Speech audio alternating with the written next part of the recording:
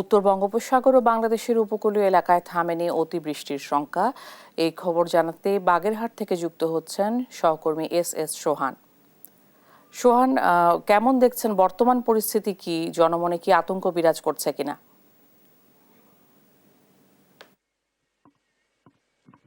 সকাল থেকে বাগেরহাটে কিন্তু গুড়ি গুড়ি বৃষ্টি হচ্ছিল।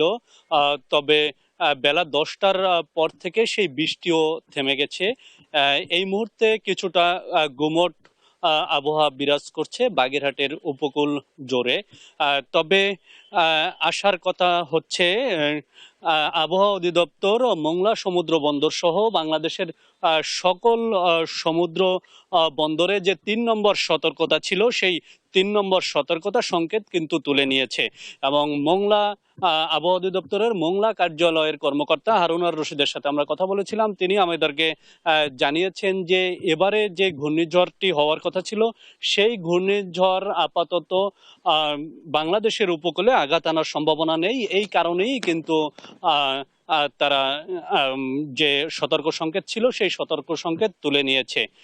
এবং তাদের পরামর্শ হচ্ছে উপকূলের যে মানুষ রয়েছে তারা যাতে আতঙ্কিত না হয় সেজন্য তারা সচেতনতামূলক কার্যক্রম চালানোর জন্য জেলা প্রশাসন এবং উপকূলীয় উপজেলা প্রশাসনকে কিন্তু অনুরোধ করেছেন।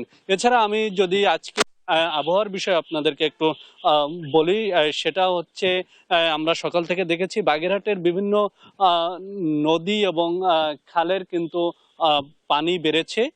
তবে এই পানি বাড়ার বিষয়ে পানি উন্নয়ন বোর্ড আমাদেরকে বলেছেন এটা স্বাভাবিক জোয়ারের পানি। এই পানিটার সাথে ঝড়ের কোনো সংশ্লিষ্টতা নাই।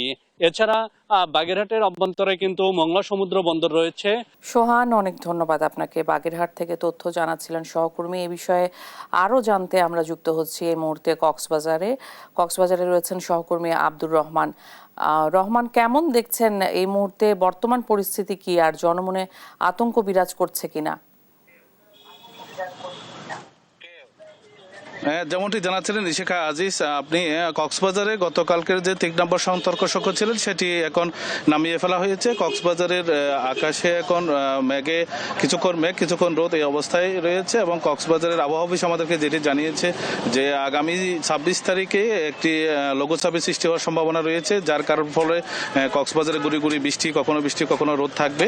এবং এটার প্রভাবে কক্সবাজারের আগামী 3-4 দিন প্রচুর বৃষ্টি হতে পারে বলে আমাদেরকে জানিয়েছে। কক্সবাজারের আবহাওয়া এখন যেই রৌদ্র উজ্জ্বল সেটি গতকালকের চেয়ে অনেক ভালো। এবং এখানে কিছুক্ষণ পর পর আবহাওয়া চেঞ্জ হচ্ছে। এবং সেই আবহাওয়ার ধরনটুকু আপনাদেরকে যদি বলি, সেটা হলো যে মনসুন আবহাওয়া বাংলাদেশে প্রবেশের ফলে যে জলবায়ু পরিবর্তনের ফলে যে বৃষ্টির শুরু হয়, সেই শুরুটা আগামী 26 তারিখের পর থেকে শুরু হবে বলে আমাদেরকে জানিয়েছে। আর বিশেষ করে কক্সবাজারে যে পর্যটকরা রয়েছে তারাও এই সময়ে তারা এটাকে খুব উপভোগ করেছেন। এবং তারা কখনো এই ধরনের সিগন্যালে কক্সবাজার ঘুরতে এসে তারা আলাদা মজা নিয়েছেন। এবং কক্সবাজারের প্রশাসন এবং ব্যবসায়ীরা এটা খুবই তাদেরকে নিরাপত্তা চাদরে রেখেছিল। এবং বিশেষ করে যে কোনো পরিস্থিতির মতো জেলা প্রশাসন, টুরিস্ট পুলিশ সহ সবার যে একটা সম্মিলিত টাস্ক ফোর্স গঠন, কিন্তু যদিও সেটি আর প্রয়োজন হয় নাই, এটি গতকাল রাত থেকে 3 নম্বর সতর্ক সংকেতটি নামিয়ে ফেলা হয়েছে।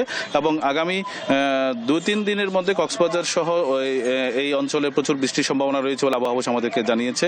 এবং এর প্রভাবের আবহাওয়ার অফিসের যেই তথ্য আমরা সবসময় আপডেট পর্যটকদেরকে দেওয়ার জন্য জেলা প্রশাসন এবং টুরিস্ট পুলিশ মাইকিং সহ বিভিন্ন ধরনের ব্যবস্থা নিয়েছে। এবং যাতে সমুদ্রের কাছাকাছি যে বন্দর নৌকা এবং নৌযানগুলো রয়েছে তাদেরকে সমুদ্রের কাছাকাছি থাকতে বলা হয়েছে, যাতে যে কোনো বিপদ সংকেত যেন দ্রুত সময়ে তারা কুলে আসতে পারে।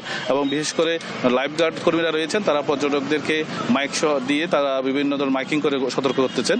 এবং এটার ফলে কক্সবাজারের পর্যটন পরিবেশ এবং আবহাওয়া সব মিলিয়ে অবস্থা মোটামুটি ভালো বলে আমাদেরকে জানিয়েছে। এটা ছিল আমার কাছে সর্বশেষ ইশিকা। রহমান, অনেক ধন্যবাদ আপনাকে। এই মুহূর্তে আমরা যুক্ত হব সাতক্ষীরাতে সহকর্মী শরীফুল্লাহ কায়সার সুমনের সঙ্গে। সুমন, বর্তমান পরিস্থিতি কি আমাদের জানাবেন? দাঁড়িয়ে আছি বেতনা নদী উপকূলে।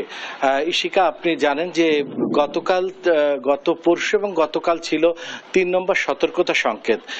মংলা সহ সাতক্ষীরার এই নদী উপকূলে ছিল 3 নম্বর সতর্কতা সংকেত। সেটি সকালবেলা নামিয়ে ফেলা হলেও এখন কিন্তু এই মুহূর্তে গুড়ি গুড়ি বৃষ্টি হচ্ছে এবং বজ্রপাত হচ্ছে। সাতক্ষীরার প্রথম শ্রেণীর যে আবহাওয়া পর্যবেক্ষণাগার সেখানকার ইনচার্জ আমাদেরকে জানাচ্ছে যে আরেকটু পরেই বৃষ্টি এবং একই সাথে ঝড়ো বাতাস বইবে এবং সেটি কিন্তু মোটামুটি শুরু হয়ে গিয়েছে। আমরা একটু দেখানোর চেষ্টা করব যে নদীর পানি কিন্তু তুলনামূলক বেড়ে যাচ্ছে এবং জোয়ার বৃদ্ধি হলে আমার বাম পাশে রয়েছে যে বাঁধ, বেতনা নদী উপকূলীয় বাঁধ, কিছুদিন আগে কিন্তু সেটা ভেঙে প্লাবিত হয়েছিল মানুষের কোটি কোটি টাকার মৎস্য সম্পদ। সেই বাঁধই কিন্তু এখন আবার নতুন করে সংস্কারের চেষ্টা চলছে এবং এখানে কিন্তু ব্লক নিয়ে এসে কিন্তু সেটি বাঁধার চেষ্টা করছে স্থানীয় সাধারণ মানুষ যার নিজস্ব চেষ্টা দিয়ে তারা আসলে এই পরিস্থিতি মোকাবেলা করতে চায় এবং একই সাথে পানি উন্নয়ন বোর্ডও কিন্তু এই যে স্থায়ী এবং বাঁধকে টেকসই করার জন্য ব্লক তৈরি করছে, ইট এবং সিমেন্টের ব্লক, এবং সেগুলো কিন্তু দ্রুত এই বাঁধে দেওয়ার জন্য চেষ্টা চালিয়ে যাচ্ছে। আর এই পরিস্থিতির মধ্যেই যে মানুষের মধ্যে জেলা প্রশাসনের পক্ষ থেকে সতর্কতা জারি করা হয়েছে যাতে সতর্ক থাকে মানুষ এবং বিশেষ করে বজ্রপাতে এই অঞ্চলে যেহেতু মৃত্যুর ঘটনাগুলো অনেক বেশি ঘটে থাকে সে কারণেই বারবার বলা হচ্ছে যে বজ্রপাত এড়িয়ে চলা এবং এই ঝড় বৃষ্টির মধ্যে সতর্কতার সাথে বের হওয়ার জন্য নির্দেশনা দেওয়া হয়েছে। এই ছিল সাতক্ষীরার আবহাওয়া পরিস্থিতির সর্বশেষ। ইশিকা। সুমন, অনেক ধন্যবাদ আপনাকে।